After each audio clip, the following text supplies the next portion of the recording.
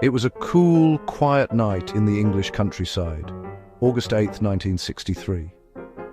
The Royal Mail train thundered through the dark, carrying over 2.6 million in old banknotes from Glasgow to London. Inside, postal workers sorted letters under flickering lamps, unaware that just a few miles ahead, a gang of men were about to make history. Weeks before, in a smoky London pub, a group of criminals had gathered around a small wooden table. Bruce Reynolds, charming, clever, and bold, led the conversation. With him were Gordon Goody, Buster Edwards, and several other seasoned thieves. They'd received a tip from an insider. A fortune in cash was traveling by train, guarded only by postal staff. Reynolds leaned forward, his voice low but confident. We stopped the train. No guns, no deaths. In and out before anyone knows what happened. Everyone agreed. The plan was simple, dangerous, and brilliant. In the early hours before dawn, two of the gang members reached a railway signal near Ledburn, Buckinghamshire. They worked silently under a blanket of darkness, tampering with the signal system. The bright green light that meant go turned to red. Moments later, the distant rumble of the Royal Mail train echoed through the valley. At exactly 3 a.m, the engine slowed, then stopped in front of the red light. The driver, Jack Mills, stepped out of the cab to investigate. Before he could react, a figure lunged from the shadows and struck him on the head with an iron bar.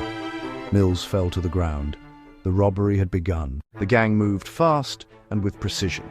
Wearing dark clothes and gloves, they climbed aboard, disconnected the first two cars, the engine and the mail van full of money, and forced the co-driver to move it half a mile down the track to Bridego Bridge, where two Land Rovers waited.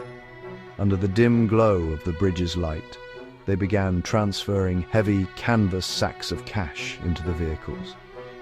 The only sounds were the scrape of metal, the whisper of commands, and the rustle of banknotes. Within 15 minutes, it was over. 120 mail bags filled with over $2.6 million had vanished into the night. The gang left the train quietly, leaving behind only confusion and an injured driver.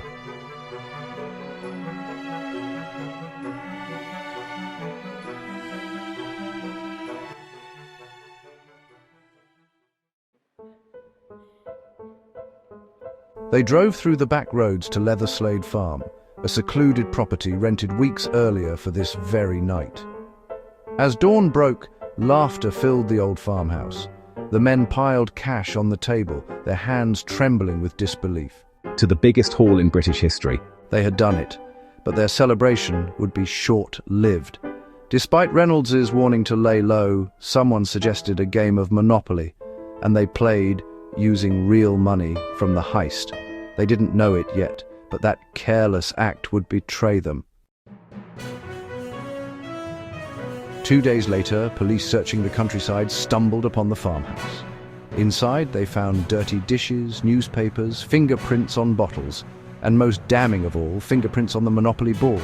From there, the investigation moved quickly. One by one, the robbers were identified, arrested, and brought to court. The trial became front-page news across Britain. The sentences were severe. Most of the men received 30 years in prison, shocking even the public. But not everyone stayed behind bars. Ronnie Biggs, one of the robbers, managed a daring escape and fled to Brazil, where he lived freely for decades, becoming a strange sort of folk hero. Years later, Bruce Reynolds, now older and wiser, looked back on that night. Reynolds, softly. We weren't killers. We just wanted one big score. But dreams like that, they always cost more than you think. Though, the great train robbery became legend, a story of ambition, greed, and a single game of Monopoly that brought down one of the most daring criminal teams in history.